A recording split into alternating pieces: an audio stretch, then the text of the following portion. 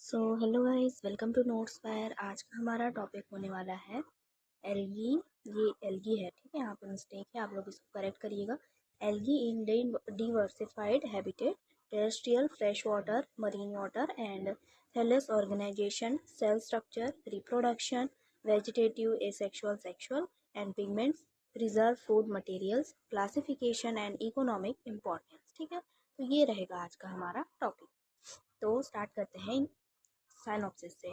Synopsis में है introduction, definition, habitat, thallus organisation, cell structure, reproduction in algae, pigments in algae, reserve food material in algae, classification of algae and economic importance of algae, conclusion and reference. तो ये रहेगा synopsis.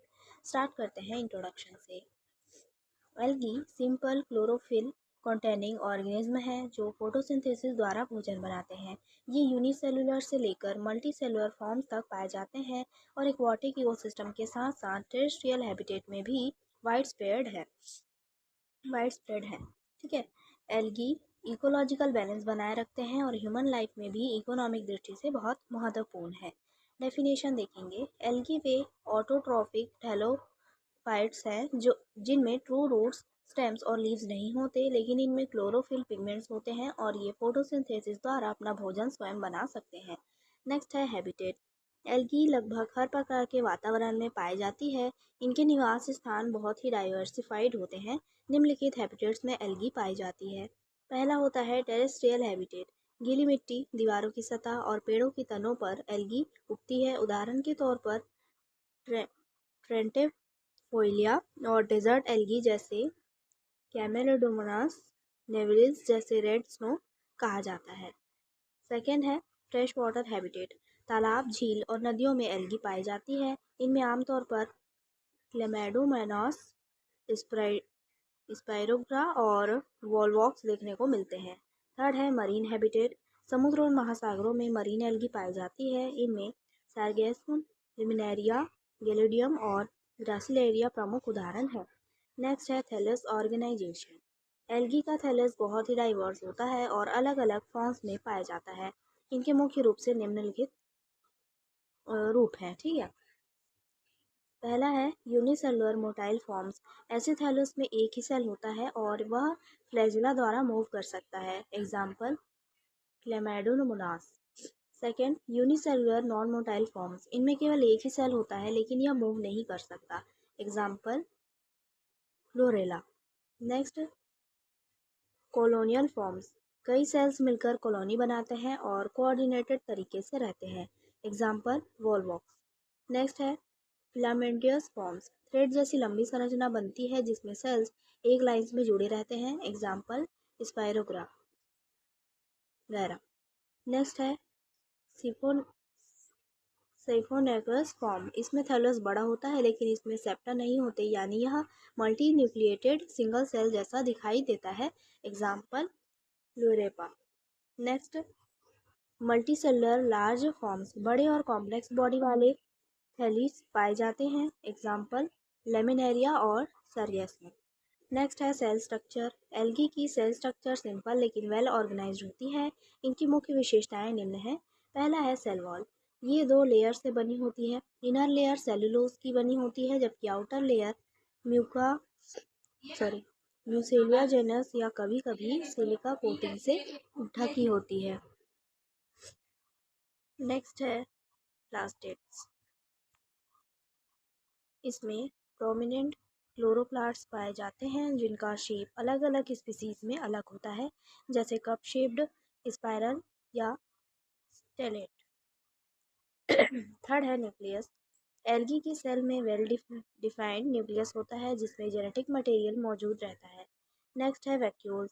इनमें कॉन्ट्राकाइल contractile vacuoles और food vacuoles दोनों पाए जाते हैं जो ऑस्मोरेगुलेशन और फूड स्टोरेज में मदद करते हैं।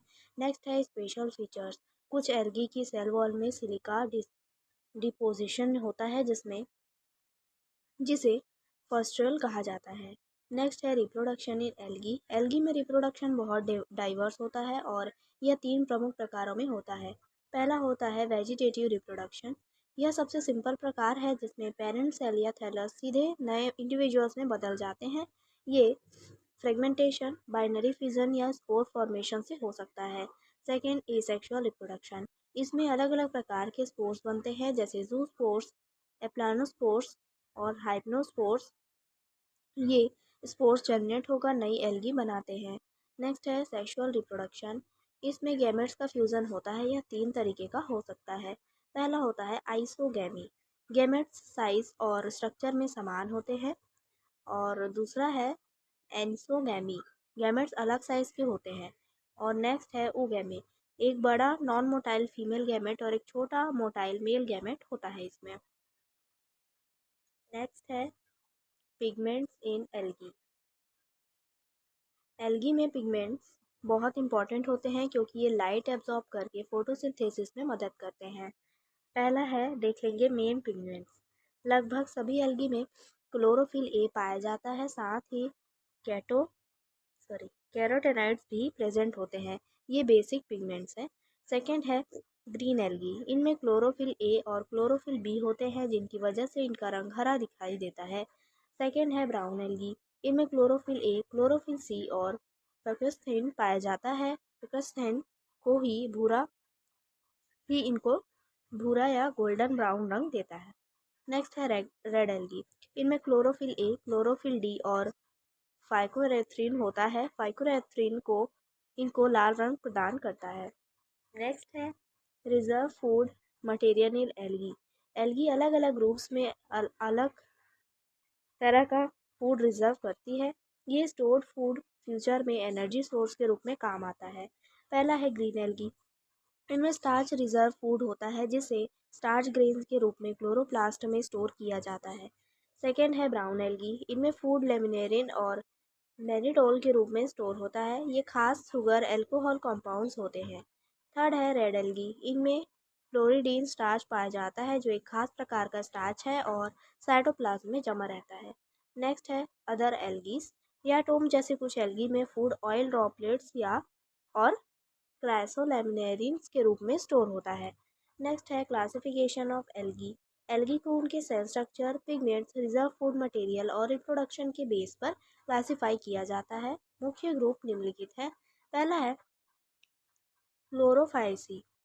इनमें क्लोरोफिल ए और क्लोरोफिल बी पाए जाते हैं। रिजर्व फूड स्टार्च होता है और सेल वॉल मुख्यतः सेलुलोज की बनी होती है। एग्जाम्पल क्लेमेडोमोनास, वॉलवॉक्स और स्पायरोग्रा और क्लोरेला। सेकेंड फायोफाइसी। इसमें क्लोरोफिल ए, सी और प्रोकोस्थेन पिगमेंट्स होता है।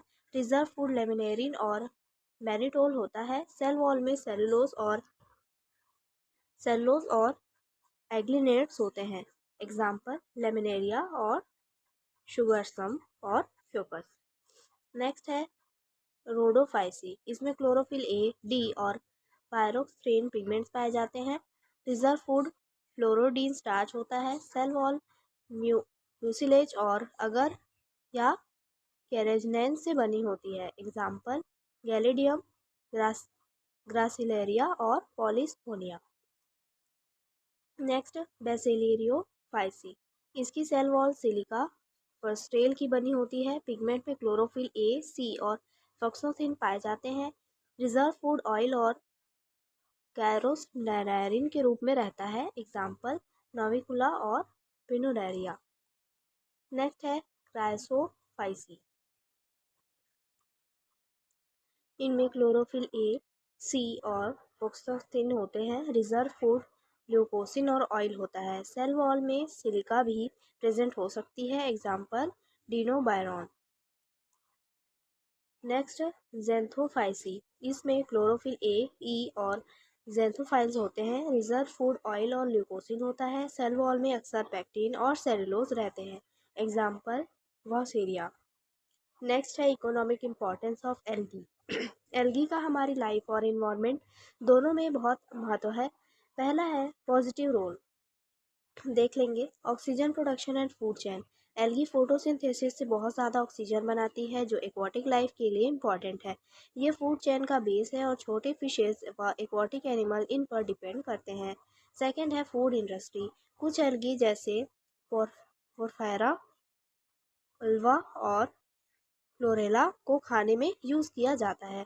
थर्ड है हाइड्रोक्लोइड्स, गैलेडियम और ग्रासिलेरिया से अगर सुग्रेसम और लेमिनेरिया से एल्गिनेट्स और कॉन्ड्रोस से केराजिनियन निकाला जाता है। इनका use ice cream, jelly, toothpaste, textile और फार्मास्यूटिकल इंडस्ट्रीज में होता है। नेक्स्ट है bio fertilisers. Blue green algae जैसे एनाबेना और नॉस्टॉक राइस फील्ड में नाइट्रोजन फिक्सेशन करते हैं और सॉइल को फर्टाइल बनाते हैं। Next medicine and cosmetics. कुछ एल्गी आयोडीन का सोर्स है और एंटीबायोटिक्स और स्किन केयर प्रोडक्ट्स बनाने में यूज होते हैं। नेक्स्ट है बायोफ्यूल प्रोडक्शन। कई एल्गी स्पीसीज ऑयल प्रोड्यूस करती हैं जिनसे बायोडीजल बनाया जा सकता है। नेक्स्ट देखेंगे नेगेटिव रोल। फर्स्ट है एल्गल ब्लूम्स। कुछ एल्गीज जैसे माइक्रोसिस्ट बहुत तेजी से ग्रो होकर पानी की सरफेस पर थिक लेयर बना देते हैं जिससे लाइट और ऑक्सीजन की कमी हो जाती है और फिशेस मर जाती है। Second toxin production. कुछ एल्गीज जैसे गोरैलेक्स टॉक्सिन्स बनाती है जो फिशेस और ह्यूमंस दोनों के लिए पॉइजनस होते हैं। कंक्लूजन देखेंगे। एल्गी हाईली डाइवर्स ऑर्गेनिज्म है जो हर तरह के हैबिटेट में पाए जाते हैं और फूड चेन के साथ साथ ऑक्सीजन प्रोडक्शन व इकोसिस्टम बैलेंस में की रोल प्ले करते हैं। स्ट्रक्चर, पिगमेंट और रिप्रोडक्शन की वैरायटी इनकी एवोल्यूशनरी सक्सेस को दर्शाती है। इकोनॉमिक दृष्टि से एल्गी बहुत उपयोगी है। Food industry, bio fertilisation sorry fertiliser और बायोफ्यूल तक इन इसलिए एल्गी को नेचर्स प्राइमरी प्रोड्यूसर्स भी कहा जाता है। तो ये इसका कंक्लूजन था। रेफरेंस में है NCERT botany, Fritsch's, structure and reproduction of algae, Chapman algae. तो ये था आज का टॉपिक। आई होप आपको समझ में आया होगा। समझ में आया है तो प्लीज़ लाइक करिए एंड सब्सक्राइब करिए। Thank you.